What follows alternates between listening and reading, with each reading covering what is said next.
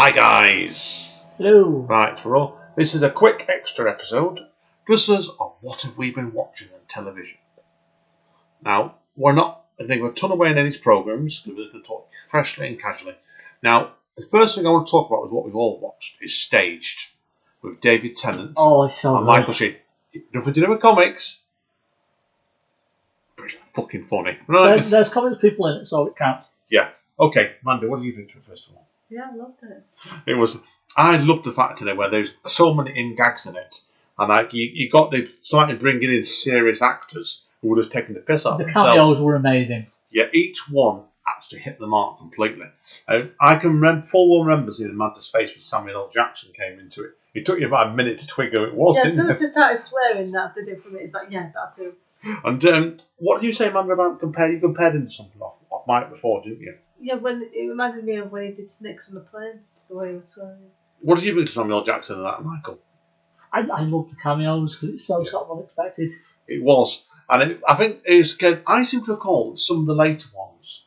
The third episode had Adrian Lester in it at the camera. Yes. And the last one had Judi Dench. They announced them. I don't recall seeing Samuel L. Jackson's name mentioned at the beginning of it. Well, it is the thing of they talk about the other actor Yeah. who left, and then they got Michael Sheen, and it's sort of you don't expect to. You'll sit there, you think it's just a throwaway thing. Yeah. And it's really not. I know it is. What got me with it was when Samuel L. Jackson came in, you can tell he had a good time on that episode. Oh, I'm sure he did. And what did you put, Randy, let me ask you then. Do you think a lot of that was improvised? It felt improvised in place, didn't it? Because everybody was in the same situation as everyone else. What they do? I wonder if they did the Curb Your Enthusiasm thing of we have an outline for this is what we want to do with the scene. Improvise. Yeah, I think so, straight And away. as long as we get there, we're good. Yeah. And what did you both reckon to the casting gags at the end of it? And the other bit in it when David Tennant gave his real name away, didn't he? And then in the next episode, they came up with David Smith, Michael Sheen. They've been outed, basically, haven't they? Indeed. And then, like, he called himself that. Was it Bastard David Tennant one or something? Something like that. Yeah. Wasn't it? Yeah, that snivelling bastard David Tennant cropped up in the third episode like that. Yeah, I like that they have the little extra bit that affects the credits for the next show. Yeah. What The did next you episode. It was fantastic, it really was. And they're only 15 to 18 minutes long each episode, and they're on BBC iPlayer in England. Don't know how you get them elsewhere. If you can track them down, worth it. Apparently it took them like a week to do the entire thing. That didn't surprise me. I heard something similar, but the script felt like it had been probably mapped out for probably a couple of weeks before. Possibly, But David Tennant is a very busy man, and he's got his podcast coming back soon as well. David Tennant chats. I know that's coming, and he's also in the Dennis Nielsen drama and ITV shortly as well. And he does another comedy at BBC One. He's been a busy man, but it felt like it was done very quickly, and it worked. I loved the Adrian Lester cameo in the third episode. Because you don't really know Adrian Lester, man, do you? I know him for his stage work and also Hustle. Yeah, I know. Because Hustle as well. He's a notorious thespian, and actually a serious actor. That's why they got him just taking the piss out of himself completely. I think a lot of the cameos they got just because, like you said, Adrian Lester's known for like being this suave guy in Hustle and being this serious Shakespearean actor. And I think a lot of them they got for, do you want to come play around in that and just have a mess about? Yeah, just a day's work, basically. It felt like, and you could tell what I loved the fact was, the pair of them stressed him out that much, he just gave up and walked off. But then, like in the last episode, they brought Judi Dench in, and oh my good grief, she terrified me in that last episode. What did she do, man? Did she just turn on and swore at the pair of them? I've never heard her swear like that before. Fucking grow up like that. It's like the equivalent of having two kids and banging their heads together. Yeah. So excite yourself. So. I also like the fact that they were bickering and then Judi Dench turned up and go, not here now. Yeah, it was absolutely superb. It was well done. I don't know who the lad was that played the director. He was the actual director. Oh, was it the actual director? Yeah. Oh, wow. He was the actual writer director. Oh, I didn't know that. But what I loved about him was, I've never seen him before. I loved it by the last episode. He was absolutely terrifying. I think the only one that was sort of a straight up character was the lady who's supposed to be the money behind the play. She was the only one that was sort of a straight up character. Everyone's versions of themselves. Yeah. How do you both feel about the talk going around about the wives and the room to be getting a spin-off series? I would watch that. I would watch that. They definitely stole the show when they came on. They both did brilliantly, didn't they? So yeah, love to see it. So well worth your time, guys. We've seen Georgia before in like Doctor Who and stuff. Yeah, she did a comeback in Doctor Who, didn't she? Cropped up again, in one of the audio adventures with David Tennant, actually, I believe. So it's which is interesting because she's married to him and she played his daughter. Yeah, and she met him on that series digital TV series. And she's the daughter of David Tennant's Doctor. Yeah, that's what I mean. It's proper strange. I'd love to see it, but I don't think they're ever going to do it now. They could do. Listen, we want a crossover. The Doctor's daughter, David Tennant's Doctor, and Peter Davison's Doctor as a freehand. Well, to be fair, we did get the Tennant Davidson sort of mini episode crossover. Oh yeah, I'd love to see the three of them. Yeah, who knows? Right. Okay. What else have you been watching? I've been watching The Old Guard. Yes, we want to talk about that next, don't we? Oh, I loved it. I loved it so much. It was a good film, that. It changed a few things around with the plotting. Because I know the original comics did really well, but it was a good film. Really good film it was. Yeah, I loved it. It felt... tell me, Amanda, if you agree with the last years, Amanda. Did you feel like you watched a big action blockbuster in the cinema on Netflix, didn't it? Yeah, but I did drink a lot of vodka. Did drinking a lot of vodka help you that film, Amanda? Yeah. I mean, it can't really hurt. No, it was really good fun. And what did you both think to the casting in it? I've got up in here. I think the casting was pretty much perfect. Casting was very good. Obviously, I can never get her name right. Charlize Theron. Theron, that was it. She was the lead in it, playing Andy, and she was really good in it herself as well, to be honest with you. And the actress Kinky Lane that played Niall Freeman, the new girl to the team. I've not seen her in anything before. Neither. But she was really good to us. I felt the three guys that played the men in it. I loved the scene in it between, and I've got a terrible name now, Sebastian and Niccolo. I think it was. In the van, yeah. In the van, yeah. I love the fact that because they're partners in that, and it was taken from the comic, isn't it? Yeah, that bit was. They followed it pretty tight with that first series. I love the fact of because they were taunting, "Whoa, what is he, your boyfriend?" And I love the fact that it just responded, "You're a child." Yeah, that's it. That whole speech is amazing. That was a really good speech, man. What do you reckon, man? Yeah. Wasn't it? It's like anybody that obviously is in a relationship with a man would sat there thinking that's a really deep relationship. It was beautifully done. And they followed that in the comics to a degree, which as well. They definitely sort of got. They definitely made me believe that they'd been together for that long. Yeah, it was exceptionally good. It was really, really good. Because sometimes you see people in films that are supposed to be boyfriend and girlfriend or whatever, and you go, yeah, all right, mate, whatever. Because they've got no chemistry whatsoever, and it's all a bit. Yes. Sorry about today, guys. My laptop's playing up here. But those two definitely sold me on it. Yeah, they did. I loved Harry Melling in it as well, who played the villain. Ah, yes. Yeah, and he had some. He looks at him. He looks really, really geeky, didn't he? But I think what he did was it made him really, really hated him more, so he got really antagonised. I like the fact that they didn't go the sort of generic villain, boring route of, he looks geeky, but he does Krav Maga and this, that, and the other. Yeah, he just sounded like I don't think he knew what he stepped into with those guys completely at all. That's why. No, it's fascinating. Did you know what the one big plot change was, Michael? What was that? Involving Charlene was in the actual comics. In the film, we're going spoilers away here before we know. She loses her immortality. Yes. In the comics, that's not the case. Ah. That's why. Now, at the end of the comic, this film, they've led straight into the sequel, which apparently has been seen in 70 million houses. This film has on Netflix alone. I think that warrants a sequel, don't you? I like the sort of tactics that they do immediately when they find out that she has lost her immortality. Of they're constantly putting her in the middle between everybody else. Yeah. Like even when they're just walking, it'll be like one or two of them, then her, and then the rest. Yeah, I found it was really fascinating. It changed dynamics of the team. Yeah, but it didn't feel too much out of place. And what do you think, Amanda? Did it jar you when they did that bit? No. Because it changed the dynamic of the team in the comics to a degree, but they still felt like it was working as a film. Sometimes you do big changes in films like that. It can jar and balance it a bit, and I thought it worked really well.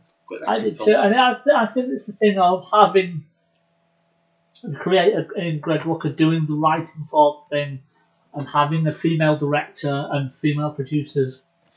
Yeah, I do as well. Sort of bring that diversity together. Did it feel like a boys only adventure to you, Amanda? I'll ask you a lot of questions, because they had the two females in it, didn't it? And do you think they seem to stand out more than the men did. I think they do in the comics, truth be told. You. Do you like the fact they're like these good, strong female characters? Yeah. And that's what I said to you. Again, anyone's wondering who Greg Rucka is. That's one of his specialties. Yes, specialties. He's also recently done Stumptown, the TV series, with me and Amanda and Michael all loved. The Old Guard is completely different. It's nothing like it at all.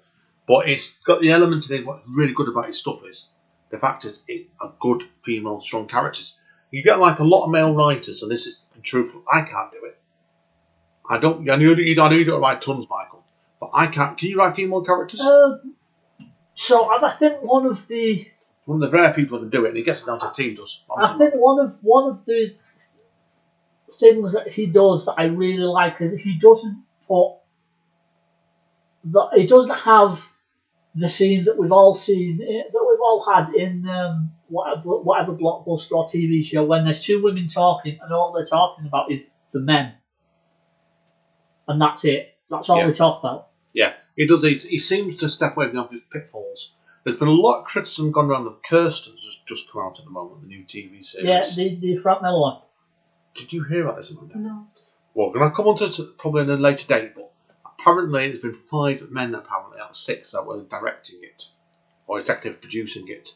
And apparently the first half an hour of it was fairly well done by women, they reckon. Then suddenly it went to a really explicit lesbian scene.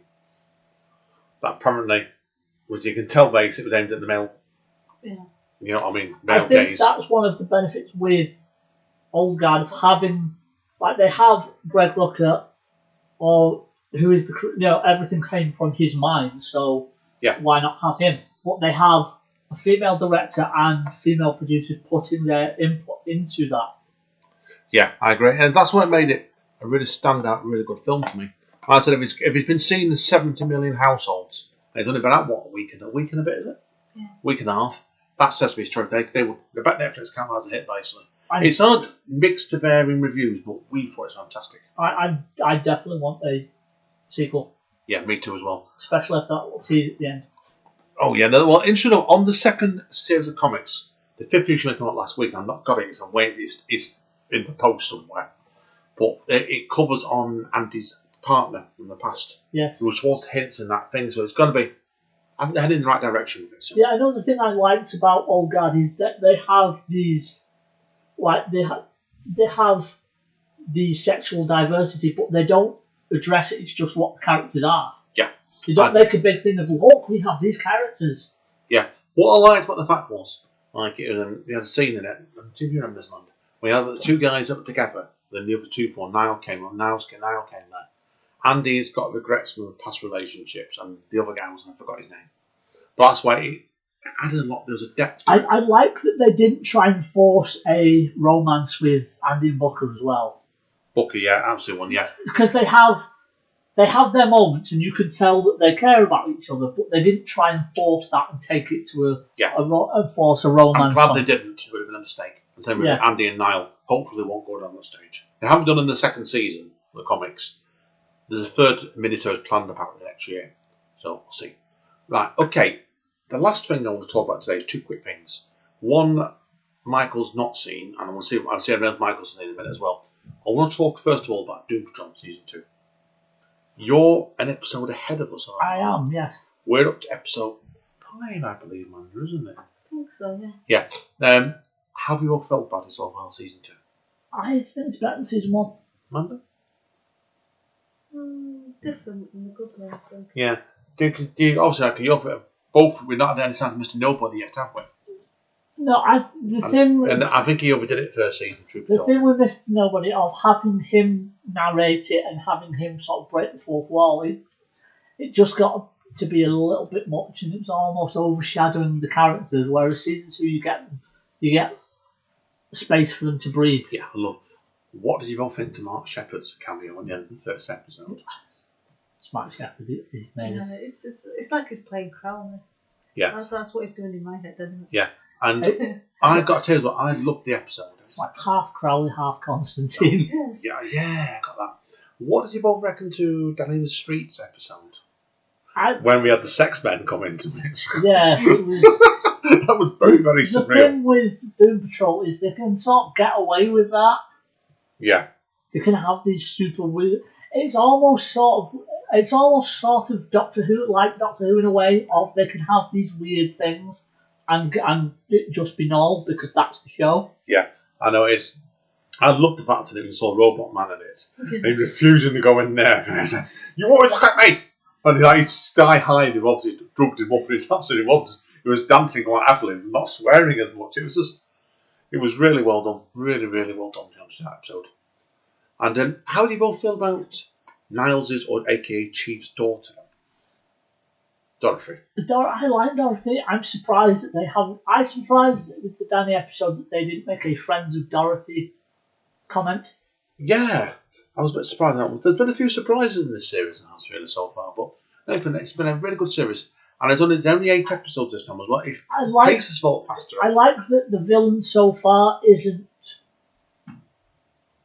Well, I think the sort of villain so far, which you'll know if you've seen it, isn't that big a presence yet. There's little bits here and there, but it's not a big thing. Yeah, I agree completely. It's been a fascinating series to watch so far. So. It sort of builds up. No, but I've really enjoyed it. It's been a really good series. It's only 8 episodes, but the pacing's been quicker, hasn't it? Yeah. Because in the 8 episodes, the first season was just 15 episodes, wasn't it? Yeah, it was. And it was a lot slower. It worked, but its tone's been different. I've really enjoyed this. There was a couple of episodes that seemed to me like just put in for a filler. Yeah, I felt that as well. But it's been a great series. Right, Michael, before me and Amanda come on to one last series we watched, is there anything else you've been watching you want to talk about?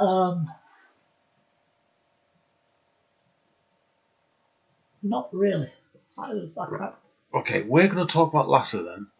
Although, Amanda, do you want to talk about Stargirl and Agents of S.H.I.E.L.D.? You're still on them at the moment, aren't you? Hang on to that till you watch them all. I've watched the first episode of Stargirl.